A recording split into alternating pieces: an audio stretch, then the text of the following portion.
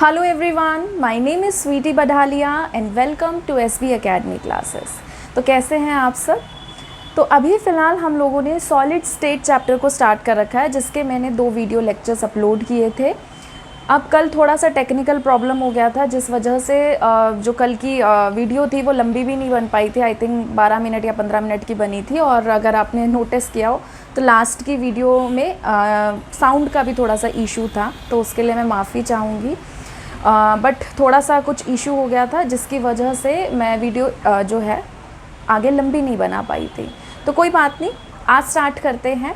और आज बेसिकली जो हमारा ये वीडियो लेक्चर रहेगा, ये क्रिस्टल लैटिस, यूनिट सेल हो गया और यूनिट सेल के टाइप हो गए, उस पे बेस्ड है। बट उससे पहले ना मैं आपको 2 टर्म्स के बारे में बताना चाहती हूँ। अगर आप CBSE स्टूडेंट हैं, लाइक स्कूल के पर्सपेक्टिव से पढ़ रहे, चलो ठीक है CBSE में तो हट गया, बट अगर अदर स्टेट के लिए पढ़ रहे हैं तो ऐसी टर्म्स मुश्किल हैं जो आपके पेपर में आए। बट मैं इस वीडियो को जो बना रही हूँ वो बेसिकली JEE और नीट को ध्यान में रख के बना रही हूँ। तो अगर आप कॉम्पिटिटिव एग्ज़ाम के लिए इस लेक्चर को देख रहे हैं ना, लेक्चर की सीरीज़ को देख रहे हैं, तो ये टर्म्स आपको काफ़ी काम आएगी। क्योंकि हमें नहीं पता होता है कॉम्पिटिटिव एग्ज़ाम में ना किसी भी तरीके का सवाल पूछा जा सकता है, और ऐसी चीज़ें ज़्यादा पूछे जाने के चांसेस होते हैं। कुछ चीज़ें होती है जो प्रिडिक्टेड होती है चैप्टर में से कि यहाँ से तो देखो क्वेश्चन देखने को मिल सकता है, ठीक है। जैसे डेंसिटी पे न्यूमेरिकल हो गया, या आपसे मैग्नेटिक प्रॉपर्टी पे यहाँ से क्वेश्चन आ गया, या पैकिंग एफिशिएंसी पे कोई क्वेश्चन आ गया। तो कुछ कॉमन टॉपिक्स हैं इस चैप्टर के जहाँ से तो पता होता है कि यहाँ से क्वेश्चन आएगा ही आएगा।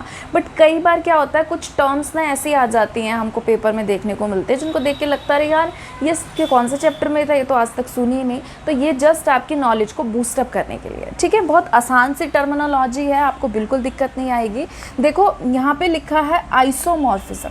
मैंने आपको हमेशा ये चीज़ बताई है, अगर आपने स्पेशली ऑर्गेनिक केमिस्ट्री मेरे से पढ़ी है तो, कि केमिस्ट्री में जब भी आइसो शब्द कहीं आ जाता है ना, आइसो का मतलब होता है एक जैसा, आइसो का मतलब होता है सेम, ठीक है।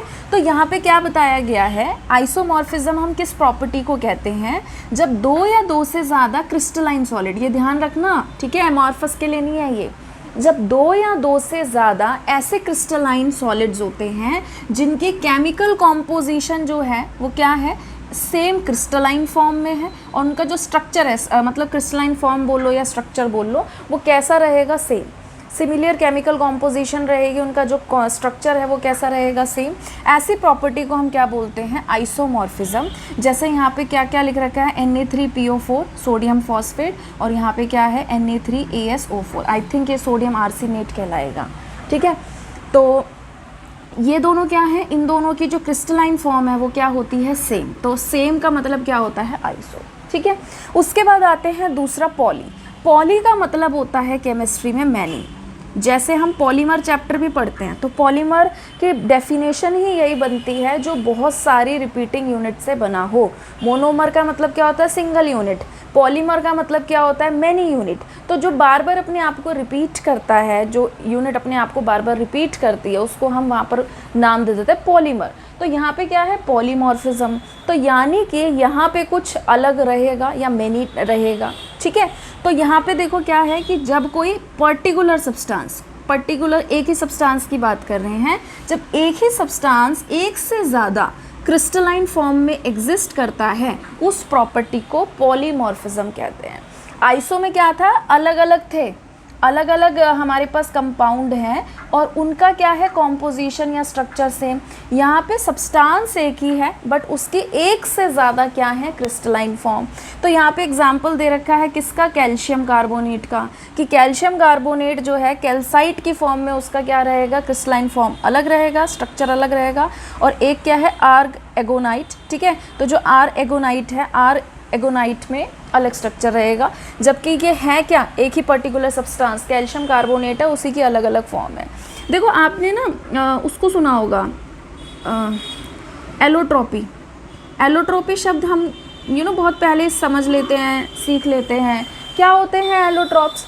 एलोट्रोप्स हमें ये बताए जाते हैं कि जैसे हमारे पास कोई एक एलिमेंट है, उसकी अलग अलग डिफरेंट फॉर्म्स। जैसे कि फॉर एग्जांपल हम पढ़ते हैं, ये तो कितना हम पहले से पढ़ते आ रहे हैं, कि जैसे कार्बन एक एलिमेंट है, तो वो आपको पता है कि देखो ग्रेफाइट की फॉर्म में भी एग्जिस्ट करता है, डायमंड की फॉर्म में भी एग्जिस्ट करता है, बकमिंस्टर फुलरेंस की फॉर्म में भी वो एग्जिस्ट करता है। तो ये सारे क्या हैं, ये एक ही एलिमेंट कार्बन से तो बने हैं, बस इनका स्ट्रक्चर अलग है, इनकी वैसी प्रॉपर्टी अलग हो गई है ना। जैसे AC60 हो गया, डायमंड में कार्बन टेट्राहेड्रली अरेंज्ड होता है, ग्रेफाइट में हमारे पास क्या होती है, हेक्सागोनल रिंग्स होती हैं एक ही प्लेन में, ऐसे करके एक इलेक्ट्रॉन फ्री होता है जिसकी वजह से ये कंडक्शन शो कराते हैं, है ना। तो ऐसे एक रिंग है, फिर ऐसे एक लेयर है, फिर दूसरी लेयर, ऐसे करके हेक्सागोनल रिंग्स चलती हैं। तो ये सारे बने तो कार्बन से ही हुए हैं, बस इनका अरेंजमेंट अलग अलग है। तो ये कार्बन की अलग अलग अरेंजमेंट की वजह से क्या कहलाते हैं, एलोट्रॉप्स। ये भी सेम चीज़ है, ये भी CaCO3 से बना है, ये भी CaCO3 से बना है, बस फ़र्क इतना है कि एलोट्रॉपी टर्म हम तब यूज़ करते हैं जब हम किसी एलिमेंट के बारे में बात कर रहे हो, और मॉर्फिज्म हम तब यूज़ करते हैं जब हम किसी एक सब्सटेंस, एक कंपाउंड के बारे में बात कर रहे हैं, ठीक है। CaCO3 एक एलिमेंट से थोड़ा ना बना है, इसमें कैल्शियम भी एलिमेंट है, कार्बन भी है, ऑक्सीजन भी है। तो जब हम किसी सब्सटेंस के बारे में बात करते हैं तो हम पॉलीमॉर्फिज्म टर्म को यूज़ करते हैं, जब हम एलिमेंट के बारे में बात कर रहे होते हैं तो हम एलोट्रॉपी टर्म यूज़ करते हैं, ठीक है। तो छोटी छोटी टर्म्स होती हैं जो मुझे लगा कि आपको बताना चाहिए, आपके नॉलेज के लिए काम आएगा। इसको एक बार नोट कर लीजिए, फिर हम लोग आगे बढ़ते हैं, ठीक है। आगे बढ़ते हैं तो यहाँ से ना हम इस चैप्टर के बहुत इम्पॉर्टेंट पोर्शन पे एंट्री करने वाले हैं, क्योंकि यहाँ से ना बेस बनेगा आपके इस चैप्टर का। और ये ऐसा भी कोई चैप्टर नहीं है जो आप पहले कभी पढ़ के आए हो, ठीक है। तो बड़े ध्यान से आप चीज़ें समझते हुए चलना। मुझे नहीं लगता कि आपको इस चैप्टर में 1% भी प्रॉब्लम आएगी अगर आप ध्यान से मेरी बातें सुनोगे, समझोगे। आपको ये चैप्टर बहुत आसान लगेगा, और ये सच में बहुत ईजी चैप्टर होता है। बस होता क्या है, प्रॉब्लम क्या आती है, प्रॉब्लम ये आती है कि ना कई बार टीचर बड़ा रेस्ट्रिक्टेड सा हो जाता है कि मैं 3D में बच्चों को कैसे इमेजिन कराऊं। बच्चे थोड़ा कुछ ऐसा हो जाते हैं, कई बार 3D में इमेजिन नहीं कर पाते, तो प्रॉब्लम थोड़ा फेस करते हैं। बट अगर आप उसको इमेजिन कर पा रहे हो ना, आप देखो मेरे साथ थोड़ा सा लिमिटेशन या प्रॉब्लम क्या है कि मेरे पास कोई टीम तो है नहीं कि भाई मैं एनिमेशन भी घुसा दूँ और फिर तुमको अच्छे से समझा दूँ। हाँ, अगर वो होता फिर तो देखो सोने पे सुहागे वाली बात होती, बट अभी फ़िलहाल नहीं है। तो फिर भी मैं कोशिश करूँगी अपने बेस्ट वर्जन से आपको पढ़ाने की, कि बिना एनिमेशन के भी हम इस चैप्टर को समझ पाएँ, ठीक है। अब देखो हमारे पास ना टर्म आएगी स्पेस लैटिस, क्रिस्टल लैटिस, ये तो चलो एक ही बार आ रही है। उसके बाद ना हम जो इससे आगे एक लिंक करके पढ़ेंगे वो पढ़ेंगे यूनिट सेल के बारे में। यूनिट सेल से फिर बहुत सारी चीज़ें निकल कर आएंगी हमारी। तो अब ना सबसे पहले ये समझते हैं कि ये स्पेस लैटिस या क्रिस्टल लैटिस या यूनिट सेल, इसको पढ़ने की नीड क्या है, भाई क्यों पढ़ रहे हैं। देखो हमें चीज़ों को समझना है। एज अ ह्यूमन बीइंग हम क्या चाहते हैं कि हम चीज़ों की डिस्कवरी करें। डिस्कवरी हम तभी कर सकते हैं, कोई नई चीज़ हम तभी इन्वेंट कर सकते हैं जिन चीज़ों को हम यूज़ करने वाले हैं हमको उनका अता पता हो, अगला पिछला सब हमको बहुत अच्छे से जानकारी हो। अब उनको कैसे पढ़ें। सॉलिड स्टेट चैप्टर जो है ना वो बेसिकली, अगर मैं मैग्नेटिज्म वाली प्रॉपर्टी को हटा दूँ तो ये ज़्यादातर ना इस सब चीज़ों से डील करता है कि भाई अलग अलग तरीके से जो हमारे सब्सटेंसेस हैं सॉलिड स्टेट में एग्जिस्ट कर रहे हैं वो कैसे अरेंज्ड हैं। बेसिकली ये चैप्टर का जो मेजर पोर्शन है ये जो भी हमारा सब्सटेंस रहता है उसके स्ट्रक्चर को डील करता है कि भैया कौन सा एटम किसके साथ जुड़ा है, अच्छा उसके साथ जुड़ा है तो कोई और भी अदर एटम के साथ जुड़ा है तो कैसे जुड़ा हुआ है, किस तरीके से 3D में जुड़ा हुआ है, ये सब चीज़ें हम इस चैप्टर के अंदर पढ़ने की कोशिश करते हैं। अब जैसे मान लो आसान भाषा में आपको मैंने बोला कि ना 5 घर है, 5 घर को जाके ना आप ऑब्ज़र्व करो। ऐसा हो सकता है कि जब आप जाओ तो आपको ये लगे कि 5 घर ना सिमेट्री में बने हुए हैं, मतलब बिल्कुल जैसा पहला घर है वैसा ही दूसरा है, तीसरा है, ऐसे। जैसे हम बिल्डिंग्स में देखते हैं ना फ्लैट जब बनते हैं तो बहुत सारे फ्लैट्स ऐसे होते हैं जिनका जिस तरीके से कंस्ट्रक्ट किया गया है बिल्कुल सिमिलर से होते हैं, बस फ्लोर अलग अलग है, ऐसी पॉसिबिलिटी है। अगर हम वैसे अलग अलग घरों में जा रहे हैं, फ्लैट में ना जाके किसी बिल्डिंग में ना जाके अलग अलग घरों में जा रहे हैं तो आपको दिखेगा कि अच्छा पहले वाले घर का जो है वो थोड़ा अलग तरीके का डिज़ाइन बना रखा है, दूसरे घर में अलग तरीके का डिज़ाइन बना रखा है, तीसरे घर में अलग तरीके का डिज़ाइन है, एंड सो ऑन। तो आप जाओगे, आप देखोगे और आप बोलोगे कि भाई मैम ऐसे ऐसे है और हमने ये चीज़ें ऑब्ज़र्व करी, और आप अपनी ऑब्जर्वेशन मुझे ला के दे दोगे।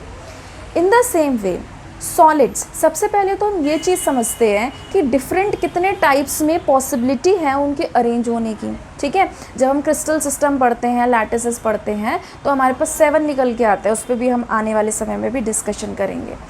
तो अब जब हम किसी बड़ी चीज़ को पढ़ रहे हैं, उससे पहले हम ये देखते हैं कि उसका छोटा पार्ट क्या है। जैसे कि फॉर एग्ज़ाम्पल हमारे पास कोई दीवार है, तो दीवार किससे बनी है? ब्रिक से, ईंट से बनी है। हम ये देखेंगे कि वो जो ईंट है वो किस तरीके से सिस्टमेटिकली जुड़ी हुई है और बार बार अपने आप को रिपीट करके जो 3D में वो स्ट्रक्चर पैदा कर रही है, उसको हम बोल देते हैं स्पेस लैटिस या फिर क्रिस्टल लैटिस। स्पेस का मतलब आप समझते हो, ठीक है। उसमें किस तरीके से पार्टिकल्स, एटम्स, पार्टिकल्स का मतलब क्या हो गया यहाँ पर? एटम्स, आयंस, मॉलिक्यूल्स, तो वो किस तरीके से अरेंज है, और जब वो अपने एक हमने अरेंजमेंट उनका स्टडी कर लिया, उसके बाद वो किस तरीके से एक स्ट्रक्चर को बना रहे हैं कि भाई उनसे कैसे एक स्ट्रक्चर निकल कर आ रहा है। ईंट हम यूज़ कर रहे हैं, अब एक मतलब सेम टाइप की ईंट है, मैं उससे एक घर का अलग डिज़ाइन बना सकती हूँ, दूसरे घर का मैं एक अलग डिज़ाइन बना सकती हूँ। ऐसा भी हो सकता है कि जो मैं ईंट यूज़ कर रही हूँ उसके भी डिफरेंट टाइप्स हो। तो जो हमारा ईंट, मैं यहाँ पर बार बार वर्ड यूज़ कर रही हूँ, ब्रिक यूज़ कर रही हूँ, उसे हम बोलते हैं यूनिट सेल। यूनिट सेल जब अपने आप को बार बार एक पैटर्न में रिपीट करता है और एक स्ट्रक्चर बना के हमको दे देता है कि भैया देखो इस तरीके का स्ट्रक्चर निकल कर आ रहा है, तो उसको हम बोल देते हैं स्पेस लैटिस या क्रिस्टल लैटिस, ठीक है। तो आई थिंक मैं आपको शायद इंट्रो समझा पाई हूँ कि भाई ये जो टॉपिक है, इसमें जो स्पेस लैटिस है या क्रिस्टल लैटिस है, वो उससे हम क्या समझते हैं, ठीक है। जो रेगुलर अरेंजमेंट होता है कॉन्स्टिट्यूएंट पार्टिकल का, अब ये आपको ध्यान रखना है कि कॉन्स्टिट्यूएंट पार्टिकल्स हमारे एटम्स भी हो सकते हैं, आयंस भी हो सकते हैं और मॉलिक्यूल्स भी हो सकते हैं, ठीक है। एटम्स, आयंस एंड मॉलिक्यूल्स किसी भी क्रिस्टल के जो 3D स्पेस में अरेंज्ड हैं, उससे जो रेगुलर अरेंजमेंट से जो स्ट्रक्चर निकल के आ रहा है, उसको हम क्या बोल देते हैं? क्रिस्टल लैटिस या फिर स्पेस लैटिस, ठीक है। अब इसके भी अलग अलग टाइप्स हैं। कैसे? देखो, जैसे मान लो एटम्स ऐसे अरेंज्ड हैं, अगर मैं 2D की बात करूं, मान लो ये एटम्स हमारे इस तरीके से अरेंज्ड हैं और मैं एटम्स को जोड़ दूं, ठीक है। इसमें मैं थोड़ा सा स्पेस कम करना चाह रही हूँ, ऐसे अरेंज्ड हैं, ठीक है। अब अगर मैं इन एटम को ज्वाइन कर दूं तो एक स्क्वायर निकल के आ सकता है, ठीक है। दूसरे में पॉसिबिलिटी क्या है कि भाई मान लो मैं जब पार्टिकल को अरेंज्ड करूं,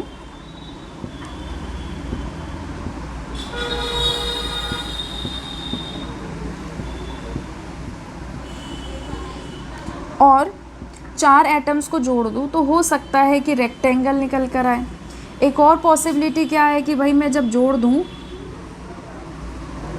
तो ऐसा हो सकता है कि पैरेललोग्राम निकल कर आ जाए, या ऐसा हो सकता है कि रोम्बस निकल कर आ जाए। तो अरेंजमेंट किसी भी तरीके से अलग अलग हो सकता है। बट ये तो मैंने बात करी किसकी? 2D की। हम जब मॉलिक्यूल्स को पढ़ते हैं तो हम मॉलिक्यूल्स को ना 2D में नहीं पढ़ते, मॉलिक्यूल्स कह रही हूँ, सॉरी, सॉलिड्स के स्ट्रक्चर को। जब हम सॉलिड के स्ट्रक्चर्स को पढ़ते हैं तो हम उसको ना 2D में नहीं पढ़ते, हम उसको किस में पढ़ते हैं? 3D में। अब मान लो जैसे कि मेरे पास क्या है? एक क्यूब है, ठीक है, एक क्यूब है और ये मेरी सिंगल एक यूनिट है। इसको मैं बोल दूंगी यूनिट सेल, इसको मैं क्या बोल दूंगी? Unit cell. अब ये जो यूनिट सेल है ना, इसके कॉर्नर पे यहाँ पे कॉन्स्टिट्यूएंट पार्टिकल्स हैं। क्या है? कॉन्स्टिट्यूएंट पार्टिकल्स हैं।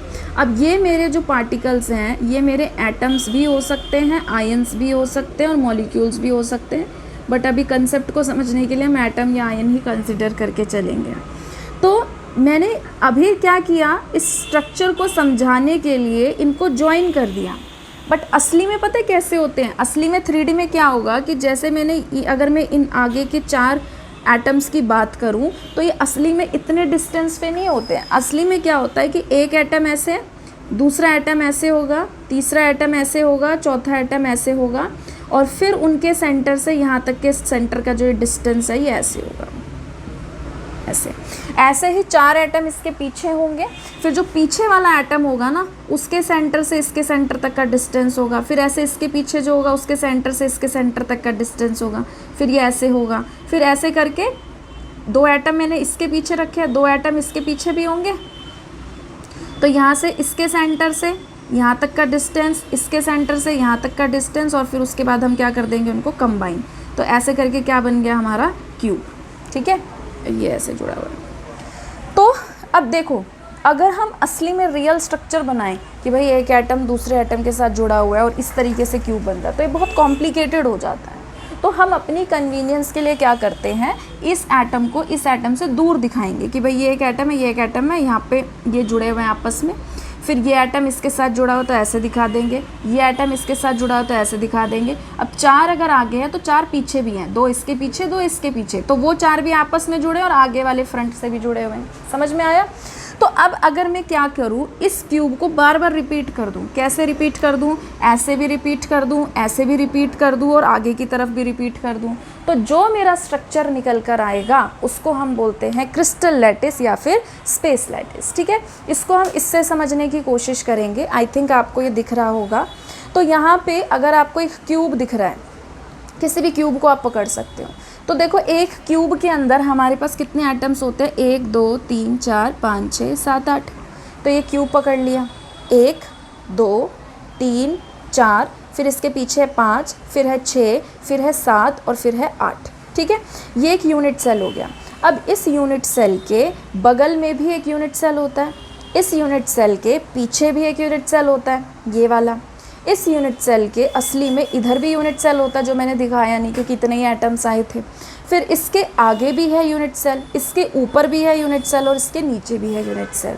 तो एक यूनिट सेल जो है वो 3D में सारी जगहों से घिरा होता है। ठीक है, आप इसको अगर ऐसे, इसमें वैसे तो मुझे लगता है आपको इसमें समझ आ गया होगा।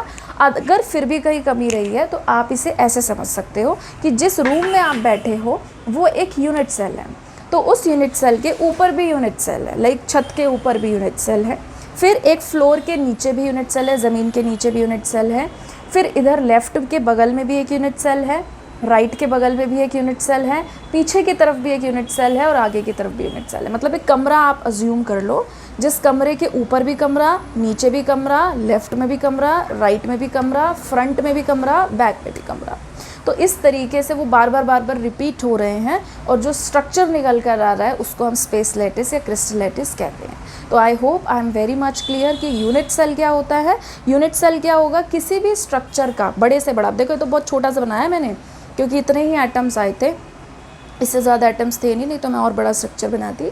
तो इसमें बेसिकली क्या हो रहा है कि जो उसका सबसे छोटा स्मॉलेस्ट पोर्शन है जो बार बार रिपीट हो रहा है उसको यूनिट सेल कहते हैं। और उसके रिपीट होने से, लेफ़्ट राइट टॉप बॉटम हर जगह रिपीट होने से जो स्ट्रक्चर निकल कर आता है उसको हम क्या बोलते हैं, स्पेस लैटिस या फिर क्रिस्टल लैटिस। ठीक है, तो एक बार अच्छा, मैंने ना अभी वीडियो पॉज करके देखा कि जब मैं ये दिखा रही थी तो ये आधा ऊपर, आधा वीडियो में आ रहा था, आधा नीचे था। तो एक बार मैं इसको ढंग से दिखा देती हूँ। आई थिंक आपको ये अब दिख रहा होगा। ये 4 एटम है, ठीक है, और इसके पीछे 4 एटम हैं। ये मिलके क्या बना रहे हैं, यूनिट सेल। तो यूनिट सेल के इधर भी यूनिट सेल होता है, इस यूनिट सेल के ऊपर भी होगा, इसके भी ऊपर होगा। ठीक है, इसके इधर भी होगा यूनिट सेल, इसके नीचे भी होगा यूनिट सेल। तो इस तरीके से इस यूनिट सेल के ऊपर, इधर, इधर, नीचे, आगे की तरफ भी होगा एक यूनिट सेल और एक यूनिट सेल पीछे भी होगा जो ये वाला है। ठीक है, ये इसके पीछे पड़ रहा है। तो इसको हम यूनिट सेल बोलते हैं। और यूनिट सेल जब बार बार अपने आप को रिपीट करता है, एक प्रॉपर स्ट्रक्चर बनाता है, उसको हम स्पेस लैटिस या क्रिस्टल लैटिस कहते हैं। ठीक है, तो क्या है, द स्मॉलेस्ट 3 डायमेंशनल पोर्शन। अब इस पूरे स्ट्रक्चर में 3D का जो सबसे छोटा पार्ट कौन सा जो अपने आप को रिपीट कर रहा है, ये हो गया। इसको पकड़ सकते हो, इस यूनिट सेल को ले सकते हो, इसको ले सकते हो, या पीछे के जो 4 है उसमें से किसी स्मॉलेस्ट पोर्शन को आप पिक कर सकते हो। तो ऐसा smallest 3 dimensional portion of a complete space lattice which when repeated over and again, बार बार अपने आप को रिपीट कर रहा है अलग अलग डायरेक्शंस में, produces the complete space lattice is called unit cell. तो वो छोटा पोर्शन किसी भी स्ट्रक्चर का जो अपने आप को तीनों डायरेक्शन में, ठीक है, तीनों डायरेक्शन में जो है वो इंक्रीज़ कर रहा है। अगर वो तीनों डायरेक्शन में इंक्रीज़ कर रहा है, अब देखो इस डायरेक्शन में भी इंक्रीज़ हो रहा है अगर आप इसको एक्स एक्सेस मान रहे हो, इधर के डायरेक्शन में भी इंक्रीज़ हो रहा है अगर आप उसको मान रहे हो। ठीक है, ऊपर की तरफ भी इंक्रीज़ हो रहा है, पीछे की तरफ भी इंक्रीज़ हो रहा है। तो डायरेक्शन तो देखो आप तभी निकाल सकते हो जो आप हम ऐसे देखते हैं ना डायरेक्शंस, एक इस डायरेक्शन में जा रहा है, एक इस डायरेक्शन में जा रहा है और एक इस डायरेक्शन में जा रहा है, तो ये हर डायरेक्शन में जा रहा होता है। तो अगर वो सारी डायरेक्शन में अपने आप को बार बार रिपीट कर रहा है और रिपीट करके किसी स्ट्रक्चर को बना के दे रहा है, तो हम उस स्मॉलेस्ट पोर्शन को क्या कहते हैं, यूनिट सेल। समझने के लिए सबसे आसान एग्जाम्पल है दीवार। घर ले लो, घर किससे बनी है, दीवारों से, पर दीवार में ईंट है, ब्रिक है जो अपने आप को बार बार रिपीट कर रही है अलग अलग डायरेक्शंस में, फिर जाके दीवार बन रही है, दीवार से घर स्ट्रक्चर निकल के आ रहा है। बट उसका सबसे स्मॉलेस्ट पोर्शन कौन सा हो गया जिसने बार बार अपने आप को रिपीट किया, वो है वो ब्रिक। तो ईंट, ब्रिक जो है वो यूनिट सेल हो गई। ठीक है, तो एक बार आप इसको नोट कर लीजिए, ये नोट करने की ज़रूरत नहीं है वाला। ठीक है, डेफिनेशंस लिख लो। अब आगे बढ़ते हैं। अब हम लोग देखेंगे कि एक्सियल लेंथ किसको कहते हैं और एक्सियल एंगल किसको कहते हैं। ठीक है, तो उसको समझने के लिए बेसिकली क्या होता है कि जो ज्योमेट्री है, यूनिट सेल जो है वो तो हमारा 3D में है, चाहे ज्योमेट्री हो गया, यूनिट सेल हो गया, वो तो 3D में है, बट हम इसको 2D में समझ रहे हैं। तो 2D में समझने के लिए हम यहाँ से इसकी हेल्प लेंगे। देखो, या तो ना आप इसको ऐसे समझ लो, कैसे कि ये वाली जो मेरी एक्सिस है ना, ये वाली एक्सिस, ये मैं इसको मान रही हूँ, ये हो गई वाई एक्सिस। फिर उसके बाद ये वाली जो एक्सिस है, ठीक है, इसको देख लो, इस एटम को देखो, ये वाली जो एटम है, ये वाली मेरी क्या हो गई, वाई एक्सिस। फिर उसके बाद ये ऊपर वाली जो जा रही है, ये क्या हो गई, जेड एक्सिस। फिर ये जो एक्स एक्सिस है, ये बाहर की तरफ आ रही है ऐसे। मैंने आपको क्या कहा था, इस यूनिट सेल के आगे भी एक यूनिट सेल होता है, तो वो वाली हमारी क्या हो गई है, एक्स एक्सिस। तो ये हो गई वाई एक्सिस, ये हो गई जेड एक्सिस, और ये वाली हमारी क्या हो गई है, एक्स एक्सिस। ठीक है, अब इसको आप किसी भी एटम पे लगा सकते हो। जैसे कि अगर हम बात करें इसकी, तो इसमें क्या है, ये मेरी क्या हो गई, वाई एक्सिस, ये मेरी क्या हो जाएगी, जेड एक्सिस, क्योंकि इसके ऊपर भी तो है ना एक, तो ये हो गई वाई एक्सिस, ये हो गई जेड एक्सिस, और ये वाली क्या हो गई मेरी एक्स एक्सिस। ठीक है, आप इसे ऐसे भी समझ सकते हो। ये जो मैंने ग्रीन वाला एटम पकड़ा है, इसके बारे में बात कर रही हूँ। तो ग्रीन वाले एटम का देखो बॉन्ड किसके साथ है, ग्रे के साथ, तो ये वाली एक एक्सिस हो गई ना। ठीक है, तो ये वाली मेरी हो गई वाई एक्सिस, ये वाला, ये जो है, ये क्या हो गया, जेड एक्सिस जो ऊपर की तरफ है, और ग्रीन के बाद जो ग्रे बाहर आ रहा है, ये वाला, ये हमारा क्या हो गया, एक्स एक्सिस। तो जो क्यूब है, यहाँ पे हर जगह, इसके पीछे, ऊपर, यहाँ पे, यहाँ पे, यहाँ पे, नीचे, हर जगह यूनिट सेल है, उसको हम मान के चलेंगे। तो उसको हम रिप्रेजेंट कैसे कर रहे हैं कि जो यूनिट सेल होता है, इसमें 3 एक्सिस होती हैं, X axis, Y axis, Z axis. तो ये जो एक्सिस के अलोंग ये जो डिस्टेंस है, ये डिस्टेंस, ये डिस्टेंस, ये डिस्टेंस, ये डिस्टेंस, ये डिस्टेंस, ये डिस्टेंस, इनको बोलते हैं हम एक्सियल लेंथ। ठीक है, अब क्योंकि हम 3 एक्सिस से किसी ज्योमेट्री को समझते हैं, तो हमने किसी भी एटम को पकड़ के उसके रिस्पेक्ट में 3 एक्सिस देख ली, एक्स, वाई, जेड। ठीक है, अब जो 2 हमारी एक्सियल लेंथ होती हैं, उनके बीच का कोई एंगल भी होता है। ठीक है, अब अलग अलग एक्सिस के बीच में अलग अलग एंगल रहेंगे, तो वो एंगल्स हमारे सेम भी हो सकते हैं, वो एंगल्स हमारे डिफरेंट भी हो सकते हैं। ठीक है, तो उन एंगल्स को हम क्या बोल देते हैं, एक्सियल एंगल। जैसे कि जो हमारा ए और बी के बीच का एंगल बन रहा है, उसको हमने क्या नाम दे दिया, अल्फ़ा। फिर ऐसे बी और सी के बीच में जो एंगल बन रहा है, उसको क्या नाम दे दिया, बीटा। फिर ए एक्सियल लेंथ और सी एक्सियल लेंथ के बीच में जो एंगल बन रहा है, उसको हमने क्या नाम दे दिया, गामा। तो इस तरीके से हम देख सकते हैं। जैसे कि फॉर एग्जांपल इसको समझ लो, जैसे ये है, ठीक है, और एक एक्सिस मैंने यहाँ निकाल दी, ये वाई एक्सिस है, ये एक्स एक्सिस है। ठीक है, ऐसे है, तो इनके बीच का जो एंगल है, उसको हम क्या नाम दे रहे हैं, बीटा एंगल। फिर ऐसे ही, अब जैसे ये एक्सिस हो गई, अब ये वाली एक्सिस पकड़ लो, ये क्या है, जेड एक्सिस है ना, तो ये एक एक्सियल लेंथ है, ये एक एक्सियल लेंथ है, इसके बीच का कुछ एंगल होगा। पहले हमने इसके बीच का एंगल देखा, ठीक है, इसके बीच का एंगल, इस एक्सिस और इस एक्सिस के बीच का। अब मैं इस एक्सिस और इस एक्सिस के बीच का एंगल देख रही हूँ, या एक्सियल लेंथ बोल लो, कि इसके बीच का एंगल देख रही हूँ। फिर एक हमारा क्या हो सकता है, एक ये हो गया, एक ये हो गया, और एक कौन सा, ये है ना। अब मैं इसके बीच का भी एंगल देख सकती हूँ। देखो कितने एंगल हो गए, 1 2 3। ठीक है, तो आप जब भी किसी एटम को पकड़ रहे हो, वहाँ से आप उसके रिस्पेक्ट में अलग अलग तरीके से देख सकते हो कि भाई एक्सियल लेंथ हमारी क्या है, एक्सियल एंगल हमारा क्या है। क्लियर है, एक बार इसे नोट करिए। ठीक है, आगे बढ़ते हैं। अब हम पढ़ते हैं टाइप्स ऑफ यूनिट सेल। तो टाइप ऑफ यूनिट सेल्स जो है, इनकी क्लासिफिकेशन भी ना अलग अलग बेसिस पे होती है। आज जो हम पढ़ेंगे क्लासिफिकेशन यूनिट सेल की, वो हम पढ़ेंगे on the basis of lattice point. Lattice point का मतलब क्या होता है, एटम्स, आयन, मॉलिक्यूल, जिससे भी वो बना है उसके अकॉर्डिंग, ठीक है, हम एटम कंसिडर करके चलेंगे।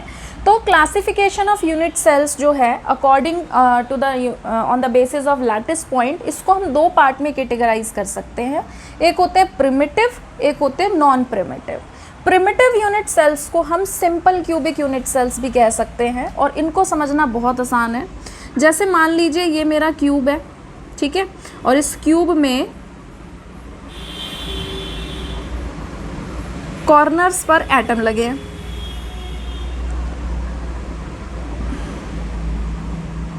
Atoms, ions, molecules. तो जब सिर्फ और सिर्फ कॉर्नर्स पर पार्टिकल प्रेजेंट होते हैं, उनको हम बोलते हैं प्रिमिटिव यूनिट सेल्स। इनको क्या कहते हैं हम, primitive unit cells, present only at corners, ठीक है। ये जो हम दिखा रहे हैं आपको, ठीक है, ये जो हम देख रहे हैं इधर स्क्रीन पे, तो ये एक एग्जाम्पल है किसका, प्रिमिटिव का, क्योंकि यहाँ पे जो ये क्यूब बन रहा है इसके सिर्फ कॉर्नर्स पर पार्टिकल या एटम प्रेजेंट है, ठीक है। तो इसको हम किसका एग्जाम्पल मानेंगे, ये हो गया हमारा प्रिमिटिव यूनिट सेल, ठीक है। अब आते हैं, इसी प्रिमिटिव को हम सिंपल क्यूबिक भी कहते हैं। अब हम आते हैं नॉन प्रिमिटिव यूनिट सेल्स पे। ये 4 पार्ट के होते हैं, 4 पार्ट में हम इसको डिवाइड कर सकते हैं। सबसे पहले हम लोग पढ़ेंगे BCC। BCC का मतलब होता है बॉडी सेंटर्ड यूनिट सेल। इसको हम body centre cubic unit cell भी बोल देते हैं, body centre cubic unit cell, तो BCC हो गया। अच्छा, इसमें क्या होता है, इसमें ये रहेगा कि हमारे पास जो क्यूब है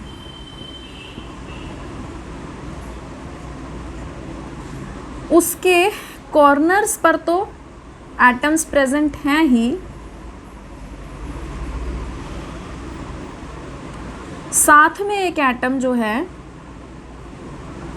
वो बॉडी के सेंटर के अंदर प्रेजेंट होता है, जो क्यूब है ना उसके सेंटर में, ठीक है। जैसे कि फॉर एग्जांपल ये हमारा क्या है, ये हमारा यूनिट सेल है, ठीक है। तो इस यूनिट सेल के यहाँ पे सेंटर में इधर ये बॉन्ड नहीं है, ठीक है, मैंने तो इसमें सही बॉन्ड ये इसलिए लगाया है ताकि मैं पकड़ सकूं। तो ऐसे जो हमारा यूनिट सेल है उसके सेंटर में भी जब एक एटम होता है तो उसको हम क्या बोलते हैं, उसको हम बोलते हैं BCC, बॉडी सेंटर्ड। एक्चुअल में क्या होता है कि जो सेंटर वाला एटम है ना, इसके साथ ये 8 एटम्स बॉन्ड बना रहे होते हैं। जैसे ऐसे बनाएंगे, ये बॉन्ड, फिर इधर बॉन्ड, फिर इधर बॉन्ड, ऐसे ये नीचे वाले भी, इधर बॉन्ड, ये इसके साथ बॉन्ड, इसके साथ बॉन्ड, ये इसके साथ बॉन्ड, ऐसे सीजियम क्लोराइड का स्ट्रक्चर होता है ये। तो अभी हम फिलहाल ये मान के चलेंगे कि भाई यहाँ पे क्या होगा कि जो हमारा यूनिट सेल है उसमें कॉर्नर्स के साथ साथ कहाँ पे प्रेजेंट होता है, एटम सेंटर में प्रेजेंट होता है, ठीक है। तो ये हो गया BCC।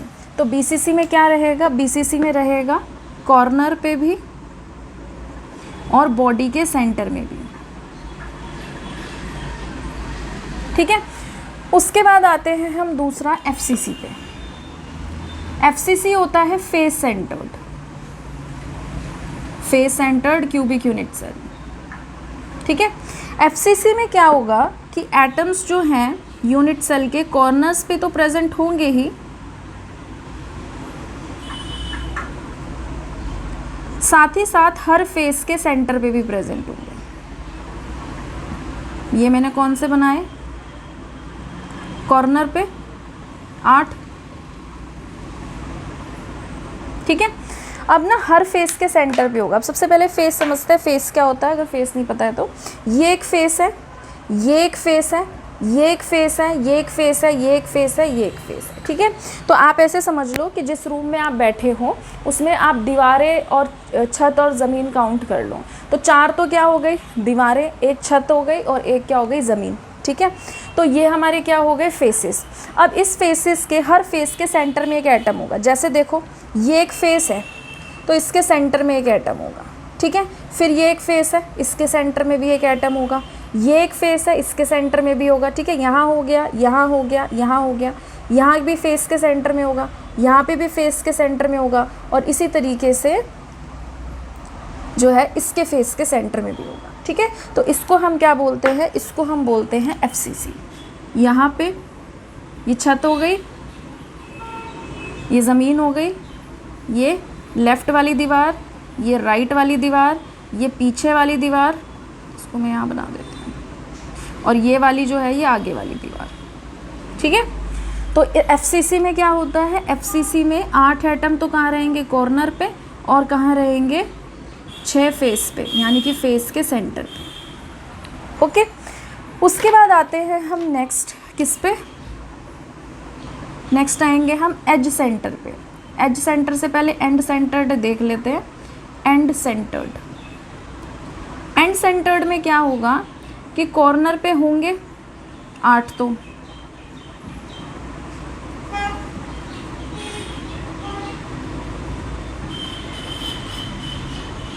आठ एटम्स कहाँ होंगे, कॉर्नर पे।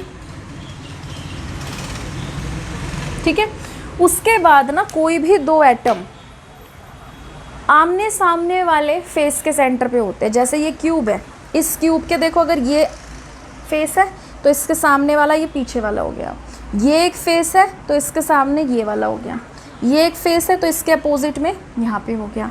तो यानी कि जैसे मान लो सपोज़ मैं इसको मान रही हूँ ये वाला, तो यहाँ पे क्या होगा कि इस फ्रंट फेस के अगर सेंटर में एक एटम है तो बैक फेस के भी सेंटर में एक एटम होगा।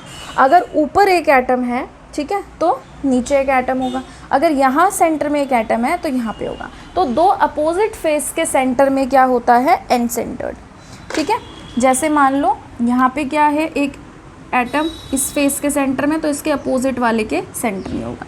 तो यहाँ पे क्या होगा, कॉर्नर प्लस में 2 अपोजिट फेसेस में एटम्स होंगे। ठीक है, फिर चौथा बनता है इसका एज सेंटर। चौथा क्या बनता है, एज सेंटर। अब एज सेंटर उधर जगह नहीं है तो मैं एक बार देखती हूँ कहाँ जगह है, वहाँ बना देती हूँ। हाँ वो देखो, वो आई थिंक फ्रेम से भी बाहर जा रहा है, तो एज सेंटर में यहाँ बना देती हूँ। ठीक है, चौथा ऐसे लिख देते हैं, यहाँ पे चौथा है हमारा कौन सा, एज सेंटर। तो एज सेंटर में क्या होगा कि कॉर्नर पे तो रहेंगे ही रहेंगे,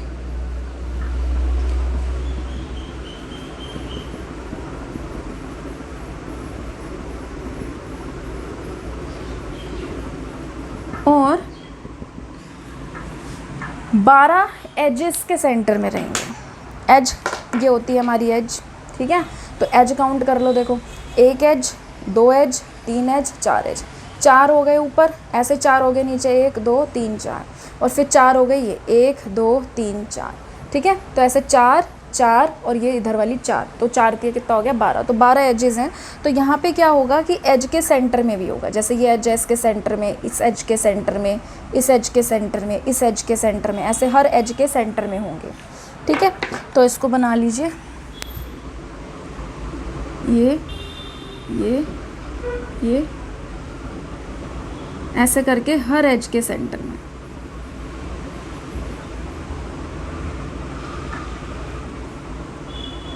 ठीक है, तो इनको क्या बोलते हैं हम, एज सेंटर। तो अगर हम बात करें यूनिट सेल की on the basis of lattice point, तो 2 पार्ट में हमारे यूनिट सेल कैटेगराइज होते हैं, एक होता है प्रिमिटिव, एक होता है नॉन प्रिमिटिव।